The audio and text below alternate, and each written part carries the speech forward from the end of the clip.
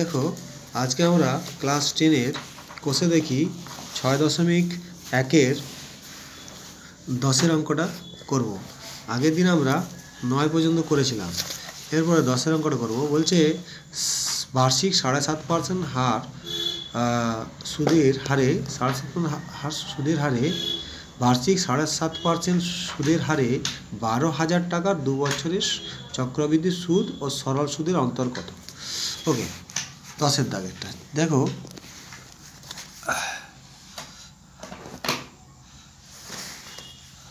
দেখো 10-এর দাগেরটা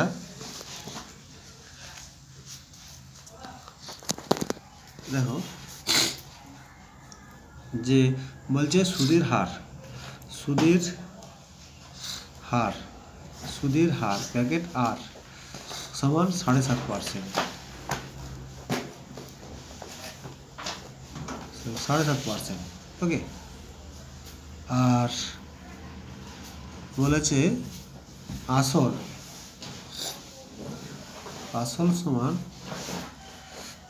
সমান হচ্ছে 12,000 টাকা। আর সময় টি বা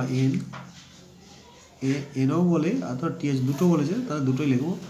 সমান 2 বছর, 2 বছরই বলে না, 2 বছর, হ্যাঁ 2 বছর। তাহলে এখানে আমরা কি বলেছে, প্রথমে বলেছে যে সরল সুদ আর চক্রবৃদ্ধি সুদের পার্থক্য। আমরা চক্রবৃদ্ধি সুদ সমান জানি যে চক্রবৃদ্ধি সুদ সমান, আমরা জানি কি যে পি ইন্টু মানে আসল ইন্টু 1 প্লাস আর বাই একশো মাথায় এন। আর এবার সুদ যেহেতু করবো, সুদ যেহেতু বের করবো, তাহলে আসলটা বাদ দিতে হবে, বিয়োগ পি। ওকে, তাহলে এবারে সুদের হার দেওয়া আছে, আসল দেওয়া আছে, সময় দেওয়া আছে, সবগুলো বাস করাবো। তাহলে আসল হচ্ছে 12,000 টাকা, মানে 1, আর এর মান দেওয়া আছে 7.5, তাহলে 7.5টা আমি 75 লিখলাম। আর এখানে 100 হয়, তো এই দশমিকটার জন্য এখানে একটা শূন্য দিয়ে দিলাম। ওকে, আর এখানে মাথায় এর মানে হচ্ছে 2 বছর, আর এখানে পিটা বাদ দিতে হবে 12,000 টাকাটা। ওকে, তাহলে 12,000 তো 25 3 25 4 40, একটা শূন্য আছে তার জন্য। তাহলে এটা হলো 40 একে 40 প্লাস 3 43 বাই 40, তার উপরে হয়ে গেল স্কোয়ার, মাইনাস কত আছে 12,000। তাহলে এই 12,000টা কমন যদি দিলি আসলটাকে, তাহলে একটা সেকেন্ড ব্র্যাকেট চলে আসবে। তাহলে 43 বাই 40, তার স্কোয়ার ছিল মাইনাস 1 চলে আসবে। তাহলে কি হবে 12,000, আর এখানে হবে স্কোয়ার মাইনাস বি স্কোয়ারের ফর্ম। এটাকে যদি আমি বি স্কোয়ার ধরি, তাহলে স্কোয়ার মাইনাস বি স্কোয়ারের ফর্ম চলে এলো। তাহলে কি হবে যে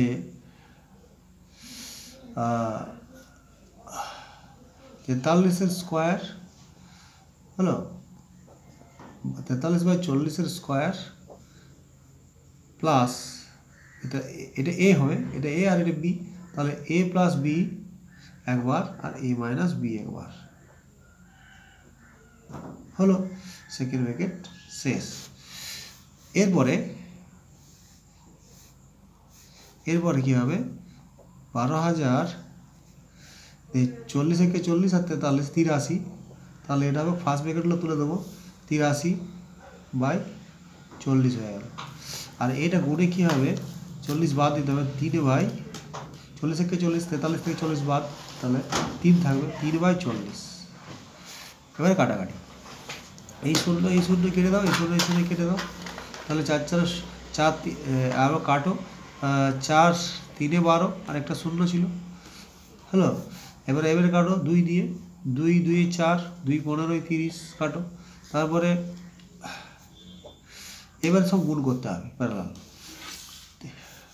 83 আর 15 3 45 আর 83 গুণ করে 15 3 45 83 তাহলে 83 আর 45 15 40 আর হাতে রেখে 40 12 হাতে 4 8 32 আর 33 5 3 7 আর 3 কত হলো 37 এটাকে কত দিয়ে ভাগ করতে হবে 2 দিয়ে 2 আছে 2 দিয়ে ভাগ করে দাও 2 18 36 2 1 কে 2 হবে তাহলে 2 1 কে 2 হাতে রইল 2 1 কে 2 করো তাহলে হাতে রইল 1 এর হচ্ছে 7 রইল তাহলে 2 8 16 হলো